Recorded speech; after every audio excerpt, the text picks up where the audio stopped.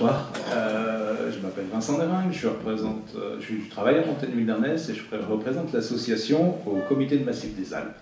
Alors, je ne sais pas si c'est une structure que vous connaissez, mais il se trouve que nos territoires de montagne sont régis en France par quelque chose d'assez extraordinaire qui s'appelle la loi Montagne, qui a été adoptée en 1985 et c'était une grande première. Pourquoi? Parce que vous connaissez tous la devise de notre pays qui est sur toutes les mairies, liberté, égalité, fraternité. Et l'égalité, c'est un des enjeux forts, et la loi française s'applique à tous. Mais la spécificité de la montagne est telle qu'on a fait une loi spécifique à la montagne, et c'était la toute première. Et parce que les enjeux sont différents, parce que les enjeux sont spécifiques, parce que la nécessité de les traiter de manière spécifique s'est avérée comme nécessaire. Et donc, ces instances ont été créées, les comités de massifs, pour pouvoir réunir l'ensemble des partenaires de la Ligue des massifs pour travailler ensemble et réfléchir aux avenirs, définir des grandes stratégies qu'on pourra appliquer sur les territoires en matière de tourisme, en matière d'agriculture, en matière de mobilité. Ça se formalise sous la forme d'un schéma interrégional de massifs, vu qu'évidemment les massifs ont une taille telle qu'elle dépasse l'emprise administrative des seules régions, sans parler des communes et des départements, etc. Mais oui, c'est une affaire d'entité globale, de réflexion globale sur des enjeux spécifiques. De ce fait, la loi prévoit et prévoyait en particulier avant 2019, que les comités de massifs soient saisis des projets d'aménagement touristique. Le tourisme en montagne est affaire trop sérieuse pour le laisser au privé seul ou aux mains des seules communes ou communautés de communes. Et il y avait donc un système de demande d'autorisation où des projets étaient montés par les communes ou les collectivités en partenariat avec les aménageurs et les gestionnaires et étaient soumis au fameux passage devant la commission des UTN dont vous avez sans doute entendu parler, la commission des unités touristiques nouvelles, qui donnait un avis qui n'était que consultatif, mais sur lequel le préfet responsable de la gestion de ce massif, les Alpes dans le cas d'espèce, s'appuyait pour prendre un arrêté, donc un acte administratif d'autorisation ou de refus, évidemment. Sachant quand même globalement les projets étaient moulinés, y compris en partenariat avec les services de l'État, de manière à être acceptables, entre guillemets, et globalement permettre, sous réserve de quelques aménagements, voire compensation, être acceptable et remplir un projet d'utilité publique, parce que c'est quand même de ça dont on parle, hein, c'est de défendre l'intérêt général et l'économie au sein des montagnes. Et le tourisme est évidemment un élément très fort. Vous avez tous entendu parler du plan Neige, la désertification, le dépeuplement qui s'est lancé après la Seconde Guerre mondiale, la nécessité de maintenir population et travail dans les massifs, et c'était quelque chose qui avait été, je n'ai pas envie de dire parachuté, même si c'est très ancré maintenant dans les territoires et dans les gènes des habitants, quelque chose de parachuté de manière assez finalement artificielle, mais avec des enjeux très forts de maintien de vie dans les territoires, des enjeux de société très importants aussi sur l'accès au plus grand nombre aux loisirs, au grand air, à des paysages extraordinaires. Paysages extraordinaires dont vous avez vu mon prédécesseur présenter quelques vues, et d'ailleurs paysages extraordinaires dont il est question de la protection depuis bien plus longtemps que de 2011, et de ce projet de réserve naturelle qui serait venu en compensation des travaux qui auraient été faits si Annecy avait obtenu les JO de 2018, je crois, je ne me rappelle plus la date, oui c'est ça, 2018. Mais déjà dans les années 80, et à plusieurs reprises, des aménagements touristiques, d'UTN, de remontées mécaniques de pistes, qui ont eu lieu au Grand Bornand et à la Clusaz, ont fait l'objet de compensation sur la protection de ces fameuses aiguilles et combes que vous avez vues sur la magnifique photo là, tout à l'heure, une protection qui n'a jamais été mise en œuvre. Ça aurait été une protection de type site classé, qui est le système de protection le premier adopté en France suite à une loi de 1906 modifiée en 1930, qui préserve les paysages extraordinaires qu'on peut avoir, le Mont Blanc par exemple, le Mont Saint-Michel aussi. et donc cette protection a été refusée clairement, a été diluée dans le temps et est revenue à plusieurs reprises. Et d'ailleurs le projet de Scott qui nous rassemble ce soir la mentionne en disant que finalement, je paraphrase à peine, si on a la possibilité de faire tout ça, on n'est pas opposé à ce qu'in fine on protège les combes autour de l'aiguille percée. Ce qui m'amène ici, malgré tout, c'est de témoigner de ce qui se passe au sein de des réflexions qui sont en cours au sein de ces commissions j'ose dire d'experts malgré tout, en tout cas représentatifs des différentes parties prenantes de la vie du massif. C'est vrai que parler tourisme, parce que c'est ça aussi qui nous réunit après l'intervention de Thierry Level, et là, pour se poser la question, y aura-t-il de la neige à Noël ou à Pâques ou en février, ou y aura-t-il même encore du tourisme en 2040? C'est aussi une vraie question, j'ai envie de dire, par rapport aux enjeux dont on débat. On va quand même rester un peu plus proche de là, et à l'échelle 2030-2040, qui est celle de ce schéma de cohérence territoriale, et qui vise à donner un avenir et une orientation globale au massif. Alors un schéma de cohérence territoriale, c'est quoi? Ça émane en fait d'un problème qu'on voyait lorsqu'on étudiait les UTN au cas par cas. C'est-à-dire que très clairement, une station arrivait avec un projet qui aura un impact, mais bon, allez, celui-là, il est acceptable. Elle revenait l'année d'après avec un projet supplémentaire, et c'était sans fin, et vous aviez un saucissonnage continu et des impacts continus qui, les uns après les autres, se justifiaient, ou bah, une fois qu'on a foutu ça en l'air, on n'est plus à ça près, on peut continuer le truc à côté, vous vous rendez compte? Ou alors on a inventé une nouvelle technique, et là, bon, ok, on a fait des dégâts, mais maintenant, promis juré, ça sera par hélicoptère, on verra rien, il n'y aura pas de terrassement de piste. Et bon an, mal an, on continuait à aménager et à étendre des domaines skiables, dans une logique très clairement de concurrence, quoi. En gros, le principe, c'était comment je pique les clients aux voisins, en m'affranchissant du maximum de règles environnementales, en tronçonnant le processus de manière à ce que ça ne se voit pas trop au coup par coup. Donc l'État, et c'est vrai que les associations poussées à ça, a réfléchi à une vision d'ensemble qui semblait quand même quelque chose d'acté, basé sur un constat, sur lequel on se projette conjointement à l'échelle d'un territoire cohérent pour définir des objectifs à long terme et avoir une vision d'ensemble à la fois du projet, mais aussi des impacts potentiels et de comment il faut le mettre en œuvre pour que ce soit acceptable. Ce faisant, malheureusement, ce que je vous ai dit au départ, c'est-à-dire que les préfets, donc l'État autorisé par un arrêté qui était le premier acte administratif permettant un aménagement, a disparu. Le préfet et la commission des UTN, qui a changé de nom, qui s'appelle Espace et Urbanisme maintenant, n'est plus consulté qu'à titre indicatif. On fait partie des PPA, les fameuses personnalités publiques associées. L'État a laissé la main aux élus locaux.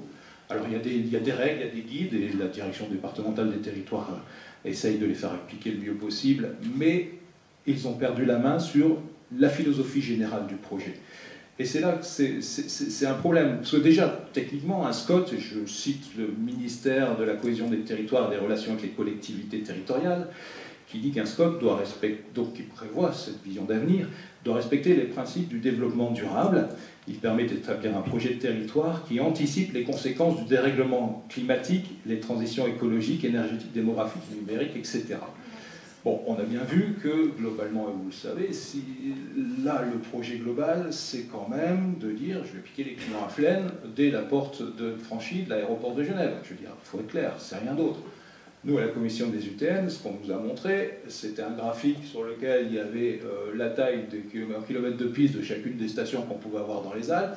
Il y avait la Clusa ici, le Grand Bornand encore plus bas dans le bas de la courbe, et puis on avait les deux Alpes, le Val d'O, machin, j'en passe, et Flaine. Et là, on fait la somme des deux, le Danet, vous avez tous vu cette liaison prévue, interstation entre les deux domaines. On dépasse Flaine, et c'est bon, les types ils viendront en avion, ils sortent à Genève, on pique la clientèle internationale, et tout va bien, on a un projet. Le SCOT précédent, parce que celui-ci n'est qu'une révision, il avait deux objectifs majeurs, c'était la qualité de vie, la préservation des territoires, l'équilibre agriculture, paysage, environnement, qualité de vie, et ensuite, en deuxième axe majeur, il s'en est un clairement dans notre territoire, le tourisme. Là, les propositions ont été inversées. Le tourisme est devenu la pierre de touche de tout le programme qui vous a été concocté à travers ce document d'aménagement et d'urbanisme. Et le principe, c'est clairement, on fait la somme des pistes, on en rajoute à droite à gauche un peu partout, et on devient plus grand en Flaine, et on peut choper la clientèle internationale. Le problème, et je vous le disais, on réfléchit à l'échelle des Alpes, et même en relation avec les autres massifs, sur les enjeux. On a obligatoirement dû intégrer celui du changement climatique, c'est pas parce qu'on en avait envie, pas envie, tout ça, ça s'impose clairement à nous, en termes en particulier et tu l'as bien montré sur tes photos, de versatilité continue, quoi. Et on voit d'une année sur l'autre et d'un été sur un hiver des modifications fortes. Et là, vous l'avez vécu, on l'a tous vécu dans nos massifs, c'est même sur des semaines, voire des jours que ça se joue. Et on va avoir 50 de neige, à plus savoir qu'en faire, voire 80 et 90, 3 jours de feu, terminé, on n'en parle plus. Et on construit là-dessus un projet à 40 ans qui n'est exclusivement bâti, ou presque, que sur le ski alpin et la liaison interstation. Là, j'étais pas à la réunion de préparation, j'étais coincé et on m'a dit, montrez la... Je vais lister ce qu'on m'a confié comme mission vis-à-vis de vous, expliquer un peu ce spot et surtout montrer sa non-faisabilité. Alors ça interroge clairement sa non-faisabilité. Un SCOT, c'est un projet de territoire, il doit être partagé. Un SCOT, il doit être adapté à ce territoire et par rapport à ses enjeux. Je vais donner pas mal de chiffres, je vais en donner un qui, moi, me glace. Dans le comité de massif, on accompagne des collectivités, des territoires, dans un programme qui s'appelle Espace Valléen, qui vise justement, parce que, non pas parce que c'est à la mode, mais parce que c'est indispensable à travailler sur la diversification touristique pour justement s'affranchir de cette nécessité de la neige du 1er novembre au 31 avril. Il n'y a pas de 31 avril. Si je suis plus bref, peu importe. 65% des projets qui ont été construits par les territoires et qui ont obtenu de l'argent de la France, des régions et de l'Europe ont été bâtis sans aucun audit, sans aucune réflexion, sans aucun état des lieux des atouts du territoire en question. 65% des projets qui ont été financés par l'Europe sur les 7 dernières années sur la diversification des massifs dans les Alpes ont été bâtis sur du vent, sur ce qui passait par là, aucune recherche de ce qui fait qu'on est ici et pas ailleurs. Et ça, c'est quelque chose qui est majeur. Et pour l'ensemble, j'ai envie de dire, des Alpes, en particulier des Alpes du Nord, les Aravis, finalement, c'est le territoire de rêve. Parce que finalement, vous avez un équilibre très marqué, très, très fort entre la qualité des paysages, avec l'agriculture, et je ne vais pas vous parler de la reconnaissance, si tu as vu une carte des fromages, peut-être que ce sera apparu du coup, mais avec encore certaines entreprises dans le bas des vallées, avec de l'artisanat, avec une vraie vie de territoire à l'année finalement. Et c'est finalement ce que tout le monde vous envie. Vous avez cet équilibre idéal dont rêve chaque territoire. Et là, ce SCOT, indépendamment de est-ce qu'il faut le pylône à droite ou le pylône à gauche, ou est-ce qu'on aura assez d'eau ou pas pour les canons à neige qui sont de toute façon indispensables, y compris déjà dans l'état actuel des domaines skiables, c'est pas ça la question. La question, elle est sur la philosophie générale du projet. Et là, j'ai envie de dire que les concepteurs de ce programme d'urbanisme sont passés à côté de votre territoire. Ils sont passés à côté de cet équilibre et vouloir faire, en chopant la clientèle internationale de l'aéroport de Genève, la priorité et l'unique moteur finalement de cet avenir, c'est une erreur de casting, point terminé. On est passé à côté de ce qu'il fallait faire. Même économiquement, vous avez une chance extraordinaire, c'est que finalement vos stations, elles sont au grand équilibre. Grand équilibre, ça veut dire que globalement, elles gagnent suffisamment entre ce qu'elles consomment en argent, ce qu'elles gagnent en temps de vente de forfait, etc. Il y a un équilibre qui est fait, qui garantit une pérennité au domaine skiable, à l'activité skiable. Et clairement, si on fait à l'échéance 2030, comme c'est prévu dans le SCOT, l'ensemble des aménagements, ça va coûter, vous vous en doutez un peu. Ça risque même de coûter plus que prévu, et on l'a vu avec les travaux qui ont été faits cet été, l'été dernier, avec un coup de pelle donné, et puis finalement on se rend compte que le territoire n'est pas aussi solide que prévu, puis à chaque coup de pelle qu'on a donné pour faire la piste, il fallait donner 3 coups de pelle, pelleteuse plutôt, parce que c'est cette échelle-là, pour renforcer le terrain, parce que ça s'est écroulé de partout. Ça, on n'est pas à l'abri de ce type de surprise dans les projets envisagés. Ceci étant, là, globalement, je ne sais pas si je vais rentrer dans les détails des chiffres, mais bon an, mal an, ce qu'on peut dire, c'est, et je l'ai noté, je ne sais plus où, mais il faudrait trouver dans la perspective quasiment 900 000 journées skieurs en plus. Ça fait une augmentation de fréquentation de 53% pour conserver le même équilibre économique que ce que vous avez actuellement, et la même santé, qui est une bonne santé, des stations de ski du massif. Alors, c'est le pari que, bah oui, vu que de toute façon, on a une visibilité internationale, toute la clientèle va venir chez nous. Mais Flaine a fait le même pari. Saint-Gervais fait le même pari. Et d'ailleurs, Saint-Gervais est très en colère que Flaine va avoir son Funiflaine, parce que les mecs de Genève, finalement, ils vont monter plus vite là-bas que venir chez nous. Il n'y a pas de Funiflaine ou de Funiharavi ou de je ne sais quoi prévu depuis l'aéroport de Genève directement au pied des pistes du Chinaillon ou de la Clusaz. Et c'est un vrai problème, là, quelque part. Autant vous avez un territoire dont l'équilibre garantit quelque part une certaine résilience, en tout cas donne des vraies pistes de réflexion sur une résilience face au changement climatique, donc la capacité de s'y adapter, de prendre en considération ces éléments-là. Autant si on met tous ces œufs dans le même panier, ce que toutes les stations qui l'ont fait commencent à regretter un peu beaucoup, j'ai envie de dire, on se tire une balle dans le pied, là. On part de quelque chose qui est envié par tout le monde pour faire ce que tous ceux qui l'ont fait regrettent, mais commencent à regretter amèrement et cherchent à diversifier, y compris sans faire l'analyse de ce qui pourrait être fait. Donc il y a un vrai souci de ce point de vue-là. Moi, je voudrais que, bon, les chiffres, je vous en passe. Pourquoi ça pose problème? Déjà aussi, parce que d'un point de vue gouvernance, d'un point de vue démocratie, votre présence ici et les premiers contacts que j'ai eus avec les habitants du territoire à la fin de l'été dernier, quand on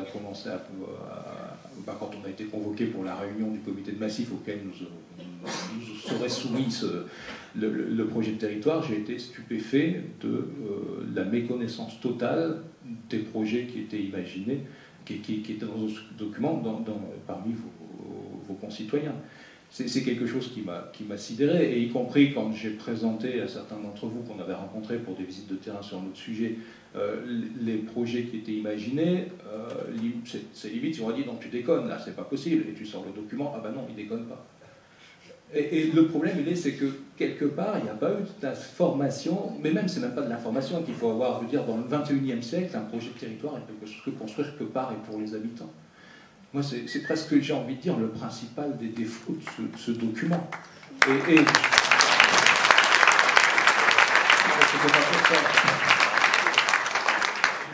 c'était pas pour ça. Et bon, et on pourrait dire effectivement, et l'autorité environnementale, et vous avez vu, on peut télécharger les avis des uns et des autres dans le 5e des sous-dossiers du SCOT mis à l'enquête publique, l'autorité environnementale que l'Europe nous a imposé. Faut se le rappeler quand même, parce que l'État était jugé comme partie prenante lorsqu'il donnait des avis sur les impacts environnementaux des projets d'aménagement. Et donc il y a une autorité indépendante qui a été créée à la demande de l'Europe pour pouvoir juger de l'impact environnemental et du respect des règles dans cette matière. Globalement, elle donne un avis comme quoi c'est catastrophique et qu'il n'y a pas de prise en compte des impacts environnementaux dans le dossier. On pourrait aller loin, mais il y en a 30 pages. Et il suffit de dire qu'il n'y a pas eu de prise en compte des enjeux environnementaux, point terminé. La neige artificielle, à part creuser une énorme piscine au cœur du massif, alors vous direz c'est 4 saisons, on peut se baigner l'été, mais encore, mais on fait comment? On est déjà avec des vrais problèmes d'eau actuellement, et on va augmenter les domaines skiables, et la nécessité, alors à part la pompe de la Creuse qui est plus haute que le reste, mais pour la majorité des aménagements, on va avoir un vrai problème de manque de neige, et à partir du moment où, encore une fois, on a mis tous les œufs dans le même panier et qu'on ne repose plus que sur un tourisme sur 100% neige, à partir de là, on fera tout ce qu'il faut pour le faire, ou alors sinon on est mort. Mais c'est pas ça l'objectif d'un programme développé au début du 21, enfin plus qu'au début, on est en fin de 2020, pour les 30 ou 40 ans à venir. On ne peut pas se permettre ça, parce que derrière, même si le SCOT a une visibilité à 2030, vous vous engagez sur une voie unique, sur laquelle comment on fait dans 30 ans si on a fait tout ça, quoi. Et que ça ne marche plus, parce que ça ne marchera plus, on l'a vu avec les données que nous a présentées Thierry. Moi je pense que c'est un des problèmes principaux. De quoi je pourrais parler encore si vous n'en avez pas marre. Mais bon, bref. Ah oui, si, la résilience, j'en parlais, mais malgré tout, le ski alpin, ça se casse plus ou moins la gueule, doucement, tout doucement, mais de manière un peu perpétuelle. Là, Tout France, qui est l'observatoire des pratiques touristiques de l'État, qui nous a donné des éléments pendant la commission du comité de massif, les fameux ceux qui ont visé sur le tout ski, ils sont à moins 12% en moyenne depuis 10 ans.